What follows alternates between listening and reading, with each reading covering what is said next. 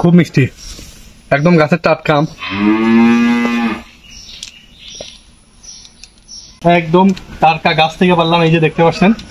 আসসালামু আলাইকুম, আশা করি সবাই ভালো আছেন। এই দেখতে পাচ্ছেন বালতিতে আম কিছুক্ষণ আগে পারলাম, একদম টাটকা গাছ থেকে পারলাম। এই যে দেখতে পাচ্ছেন। আর আমরা যারা গ্রামে আম খাই তারা কিন্তু সরাসরি গাছ থেকে পেরে খাই। তো আমি আমগুলো কিছুক্ষণ আগে পারলাম, আপনাদের সাথে ভিডিও করতে পারিনি আম পাড়ার সময়, কারণ আমার ক্যামেরাম্যান ছিল না। তো আম পাড়ার পরেও হচ্ছে চলে আসলো নামাজের পরে, হচ্ছে আমরা আজকে আপনাদের সাথে আম খাওয়ার ভিডিও শেয়ার করব। আমাকে অনেকে সাপোর্ট করেন, তো আশা করি ফিউচারে আপনারা আমাকে সাপোর্ট করবেন। আমার শর্ট ভিডিওগুলো কিন্তু আপনারা নিয়মিত দেখতেছেন। আমি অনেকদিন পর আজকে লং ভিডিও নিয়ে আসলাম। তো আজকে হচ্ছে আপনাদের সাথে আম খাবার কিছু কথা শেয়ার করব। দেখা যাক আম কেমন মিষ্টি।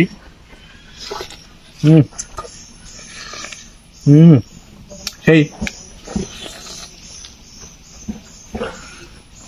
আম কিন্তু প্রায় 10 থেকে 15 দিন আগে কিন্তু অলরেডি আম পাকা শুরু হয়ে গেছে।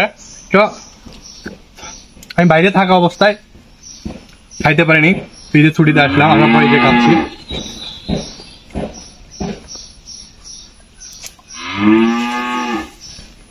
খুব মিষ্টি, একদম গাছের টাটকা আম। আম খাইতে খাইতে আপনাদের আমার কল্যার গাছটা দেখা জানি যে কল্যা ধরছে।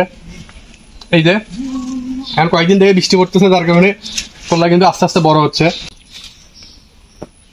খালি খাতে ইচ্ছা করতেছে। এই বছরের প্রথম আম আজকে খাচ্ছি, আপনাদের সাথে শেয়ার করলাম। যেহেতু বাইরে ছিলাম, অনেকে বলবেন যে আম তো 10 থেকে 15 দিন আগে অলরেডি আম হয়ে গেছে, কিন্তু বাট আমি বাইরে থাকা অবস্থা বাইরে কেনা আম খাইনি। চিন্তা করলাম যে বাড়িতে গিয়ে একদম গাছ থেকে পেরে খাবো। তো পাড়ার পরে হচ্ছে খাচ্ছি।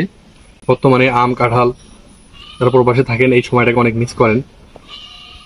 তো আপনাদের সবার জন্য দোয়া কামনা করছি। আপনারা প্রবাস থেকে আসলে অবশ্যই এরকম আম কাঁঠালের সময় আসবেন, তাহলে আম কাঁঠাল লিচু তারপরে জাম খাইতে পারবেন। জামের সিজন কিন্তু এখন লিচুরই সিজন। আমাদের 3টা লিচুর গাছ আছে, বাট এবার লিচু হয়নি, জামও হয়েছে। জামও আপনাদের সাথে শেয়ার করবো।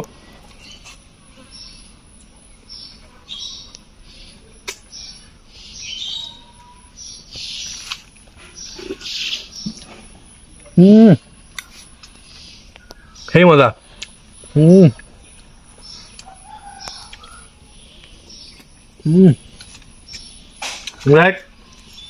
এই যে আপনাদের আরেকবার দেখে শেষ করি। আমার দাঁত অলরেডি কিন্তু আঁশগুলো অলরেডি আটকে গেছে। তো ঠিক আছে, সবাই ভালো থাকবেন। আসসালামু আলাইকুম।